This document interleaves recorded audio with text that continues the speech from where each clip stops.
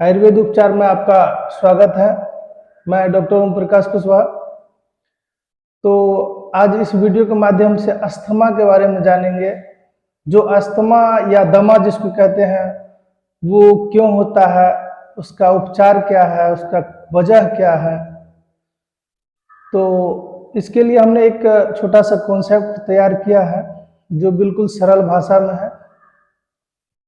तो अस्थमा या दमा एक अथवा एक से अधिक पदार्थ के प्रति शारीरिक जो प्रणाली है उसकी अस्वीकृति यानी एलर्जी है।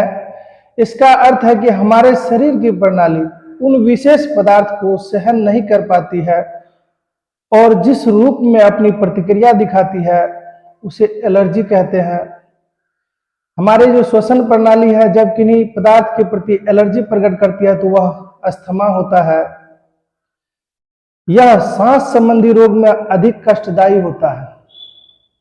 अस्थमा के रोगी को खासकर सांस फूलने या सांस न आने के दौरे बार बार पड़ते रहते हैं। जब किसी व्यक्ति को अस्थमा या का दौरा पड़ता है तो वह सामान्य सांस के लिए भी गहरी गहरी या लंबी लंबी सांस लेता है। अगर किसी व्यक्ति को नाक से जो है हवा पूरा नहीं होता है, सांस पूरा नहीं होता तो वो मुंह से भी सांस लेने लगता है। ऐसा इस वजह से होता है क्योंकि फेफड़े के भीतर जो छोटी छोटी वायु नलियां है वो जकड़ जाती है और दूषित वायु को बाहर निकालने के लिए उन्हें जितना सिकुड़ना चाहिए उतना वो नहीं सिकुड़ पाती है।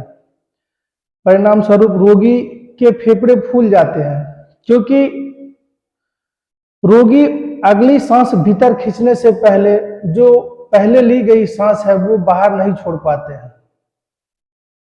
इसके जो कुछ लक्षण हैं उस लक्षण के बारे में हम लोग जानेंगे। अस्थमा में आमतौर पर श्वसन प्रणाली में संक्रमण हो जाया करता है। अस्थमा का दौरा जब तेज होता है तो दिल की धड़कन और सांस लेने की रफ्तार दोनों बढ़ जाती है तथा रोगी बेचैन व थका हुआ महसूस करता है। उसे खांसी आ सकती है, सीने में जकड़न महसूस होती है, बहुत अधिक पसीना आ सकता है और उल्टी भी हो सकती है। सांस लेने में साय साय की आवाज आती है। खास करके रात को सोते समय जो रोगी है उन्हें ज्यादा कष्ट महसूस होता है। तो इसके कुछ कारण का भी जानेंगे। अस्थमा कई कारण से हो सकता है। अनेक लोगों में यह एलर्जी मौसम की वजह से होता है।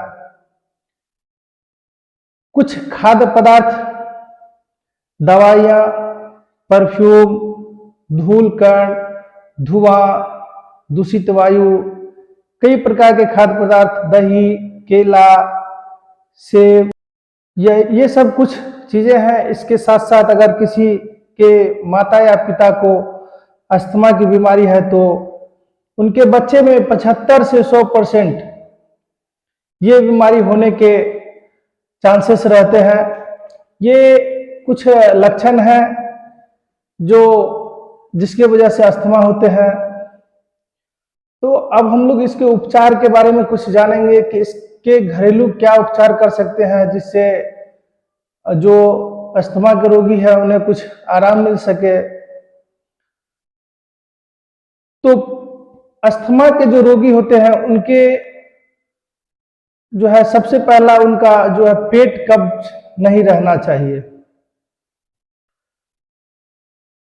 जो दमा के प्राकृतिक उपचार में रोगी के खान पान, पाचन क्रिया पर विशेष ध्यान देना चाहिए। यदि उसके आहार में कार्बोहाइड्रेट्स, चिकनाई एवं प्रोटीन जैसे तेजाब बनाने वाले पदार्थ सीमित मात्रा में रहे और ताजे फल, हरी सब्जियां तथा अंकुरित चने जैसे क्षारीय पदार्थ भरपूर मात्रा में रहे तो काफी अच्छा रहता है। अस्थमा के रोगी को अपने क्षमता से कम ही भोजन करना चाहिए। उन्हें धीरे धीरे और अपने भोजन को चबाकर खाना चाहिए। उन्हें प्रतिदिन कम से कम 8 से 10 गिलास पानी पीना चाहिए।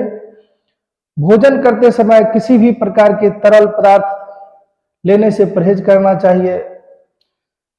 तेल, मसाले, मिर्च, अचार, बहुत अधिक चाय, कॉफी इत्यादि से दूर रहना चाहिए। चावल, शक्कर, तिल और दही जैसे कफ और बलगम बनाने वाले पदार्थ तथा तले हुए गरिष्ठ पदार्थ न ही खाए तो अच्छा है। उचित और सही प्रकार के भोजन करने से श्वसन नालियों के भीतर का संक्रमण नियंत्रण में रहता है। श्वास नलियां जो है खुल जाती है, कफ या बलगम पतला हो जाता है अथवा बिखर जाता है और इस तरह दमा का दौरा दूर होने लगता है या अधिक नहीं बढ़ता है। तो इसका जो घरेलू उपचार है, ये चार उपचार हम बता रहे हैं। इस चीज को आप ध्यान से सुनिए और ऐसा करने से काफी हद तक फायदे भी होता है। दमा या अस्थमा की एक प्रभावकारी चिकित्सा या दवा लहसुन है। अगर किसी रोगी को 60 ml दूध में 4 जो लहसुन की कलियां हैं वो उबाल के सुबह और शाम दिया जाए तो फिर उसे काफी हद तक फायदे मिलता है और पाचन क्रिया भी सही रहता है। दूसरा है अदरक लौंग की गरम गरम चाय में लहसुन की कलियां पीस कर लेने से दमा काबू में रहता है।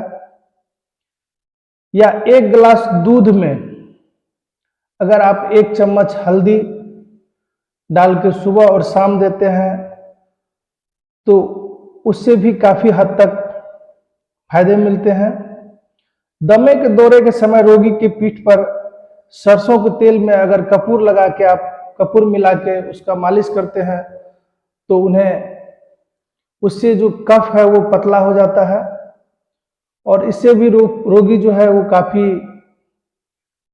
अपने आप को कंफर्ट महसूस करते हैं। सप्ताह में 1 बार नियम से उपवास रखना चाहिए। ताजा हवा में घूमना चाहिए। हल्का व्यायाम, कपालभाति, अनुलोम विलोम, उज्जय और भ्रामरी जैसी कुछ जो क्रियाएं हैं वो करनी चाहिए। रोगी को धूल वाले स्थान, ठंडी जलवायु, दमा भड़काने वाले भोजन, मानसिक तनाव एवं दबाव से, किसी भी प्रकार के दबाव से दूर रहना चाहिए। ये जो कुछ जो दमा के जो अस्थमा के रोगी है इनके कुछ लक्षण एवं उपाय बताए गए हैं। अगर आप इस पर ध्यान देते हैं और इस तरह जो भोजन का परहेज है, जो खाना का मेन्यू है, जो कुछ घरेलू उपचार हैं, अगर आप करते हैं तो रोगी काफी हद तक घर में ही सुधार हो सकते हैं। तो आप इस चीज को अपनाएं। अगर कोई ऐसा रोगी है जो दमा से पीड़ित है तो आप इसको घर में अपनाएं, इससे काफी हद तक फायदा मिलेगा। तो इसी तरह के वीडियो इस चैनल पर आपको मिलता रहेगा और आप काफी जो कई बीमारी के प्रति आप मोटिवेट होंगे। तो इसके लिए आप इस चैनल को सब्सक्राइब जरूर कर लें।